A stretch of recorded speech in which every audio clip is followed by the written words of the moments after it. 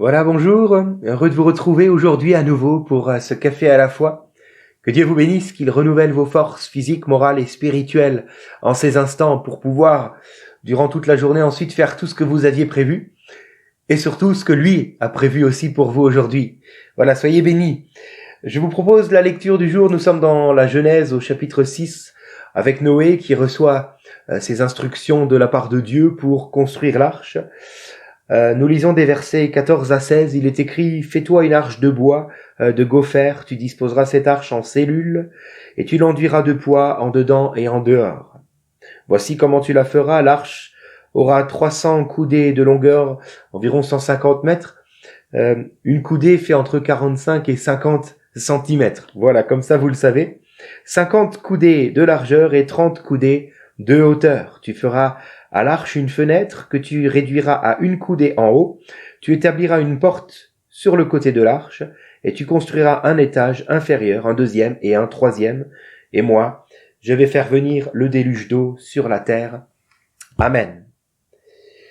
J'aimerais bien aujourd'hui que nous puissions un instant, si vous voulez, faire pause là-dedans, dans tout ce qu'on a prévu aujourd'hui et qui certainement déjà est en train de tourner, pour nous mettre un instant à la place de Noé et des siens. Imaginez, pendant 70 ans environ, Noé et ses enfants vont bâtir cette arche. Pendant 70 ans. Est-ce que vous imaginez faire quelque chose qui dure 70 ans? Commencer aujourd'hui et vous dire ça va terminer dans 70 ans. Imaginez un instant l'état d'esprit. Ça doit être quelque chose quand même. On commence quelque chose, on n'en voit même pas le bout. En réalité, on voit même pas le bout du premier mètre carré. Rien que ça déjà. Et puis non seulement cela, mais pendant 70 ans en plus, Noé et les siens vont faire quelque chose alors que tous les contemporains, toutes les personnes autour d'eux ne vont faire que de se moquer de leur projet, de ce qu'ils sont en train de bâtir là. Ils vont faire que de se moquer d'eux. Imaginez un instant, vous disiez moi j'achète un champ, il y a rien dessus, je vais construire ma maison avec pas grand chose comme outil, avec pas beaucoup de matières premières, mais c'est pas grave, j'y vais. Et là tout le monde vient en vous voyant et quand ils passent, ils vont se moquer. On dit qu'est-ce que tu comptes faire avec ça? T'as rien. Eux ont vécu cela pendant 70 ans. Construire une espèce de grande boîte de conserve là de 150 mètres en plein milieu d'une plaine, quand même. Alors ils se font moquer pendant 70 ans. Je ne sais pas si on réalise vraiment ce que ça veut dire. Combien aujourd'hui encore trouvent tellement risible et donc se moquent de l'objet de leur salut, qui, selon le dire de la Bible, serait une croix, une simple croix en bois, posée sur un lieu qu'on appelle le lieu du crâne, Golgotha. Et oui, aujourd'hui encore, voyez, on se moque de ce qui est source du salut. Et puis, où sont passés les frères et sœurs de Noé? N'en avait-il pas? Où sont ses tantes, ses oncles? Où sont peut-être ses beaux-frères? Ou ses belles-sœurs de son épouse, comprenez-la? C'est comme si tout le monde se ligue contre cette petite famille de Noé là, qui sont en train de construire une arche. Alors, la question que j'aimerais qu'on se pose, c'est pourquoi? Pourquoi Noé et les siens doivent-ils vivre cela? Peut-être certains me répondraient, c'est écrit dans 2 Timothée 3,12, tous ceux qui veulent vivre pieusement en Jésus-Christ seront persécutés. Alors la moquerie n'est qu'une petite persécution, mais c'est normal.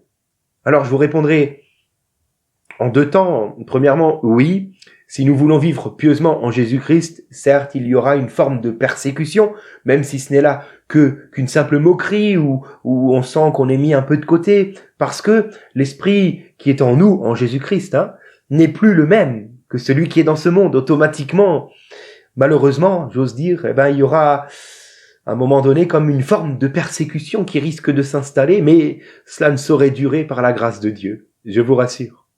Mais je crois aussi qu'il y a une deuxième réponse à cette question, pourquoi Noé et les siens ont dû vivre cela pendant 70 ans.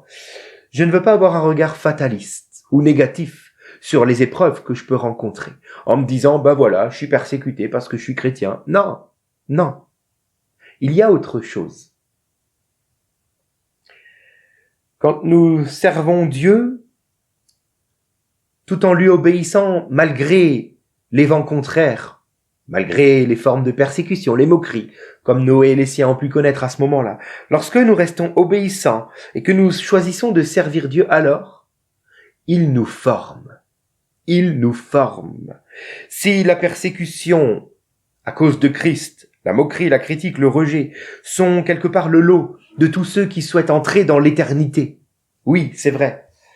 Parce qu'après tout, nous suivons ce Dieu risible qui sauve au travers d'une croix posée sur le lieu du crâne.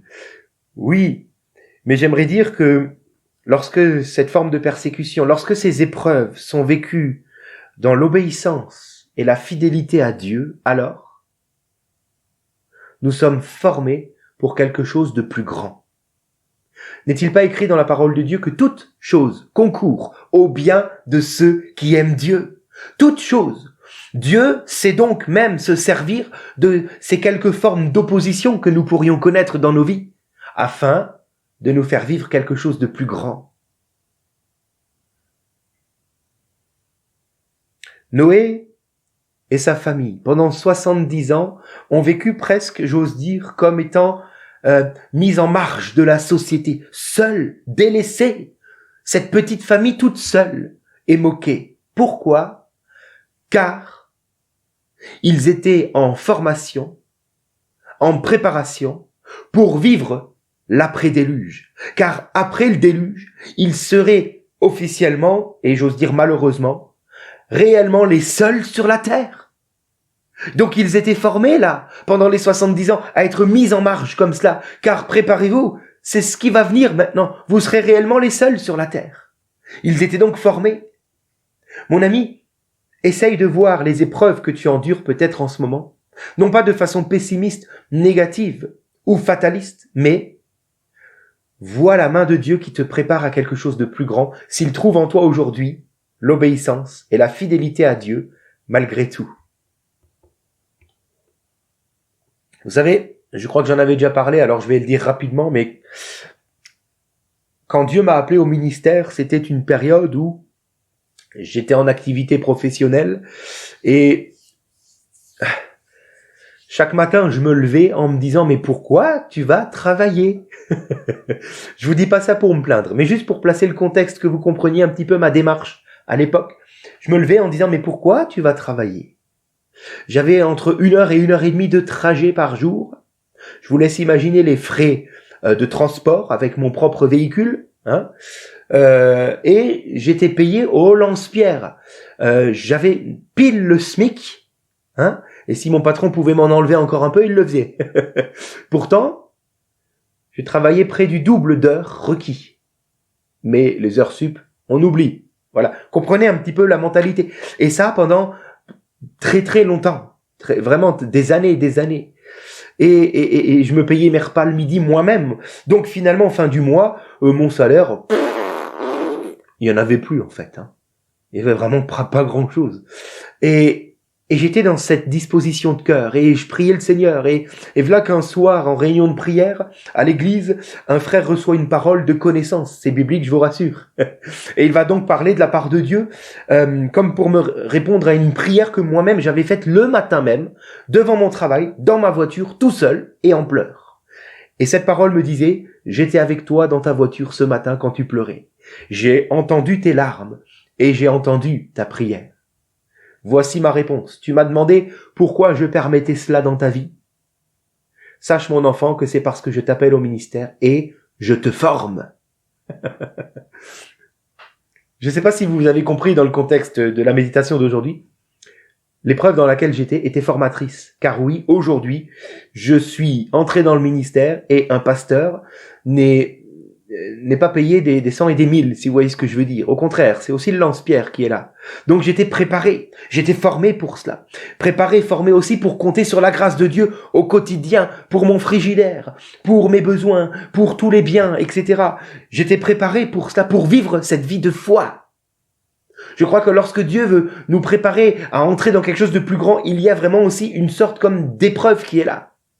mais qui est formatrice si on l'accepte, si on l'accueille favorablement. Préparer aussi à faire des choses dans mon activité professionnelle, à faire des choses que personne d'autre ne voulait faire.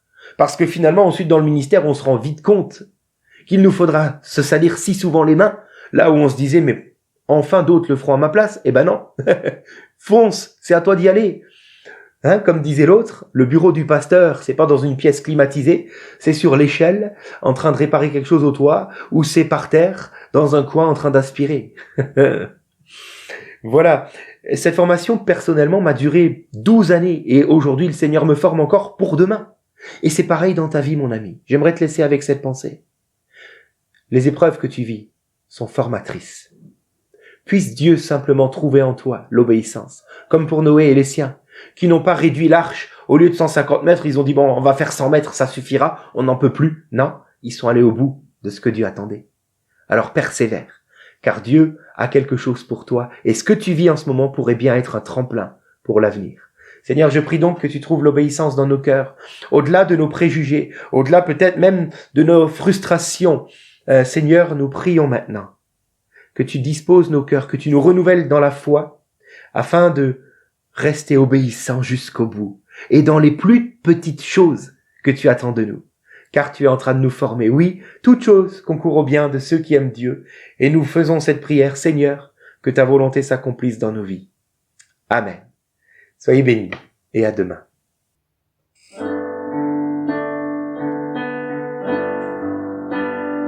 Même si je marche dans la vallée de l'ombre de la mort, ton amour parfait bannit la peur.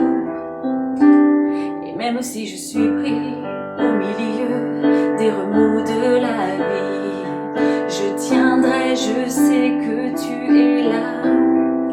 Je ne craindrai aucun mal, car mon Dieu est avec moi. Et si mon Dieu est avec moi, je ne crains personne, je ne crains personne. Jamais tu ne m'abandonnes dans le calme ou la tempête. Jamais tu ne m'abandonnes dans les hauts comme dans les bas. Jamais tu ne m'abandonnes, Dieu, tu ne m'abandonnes pas.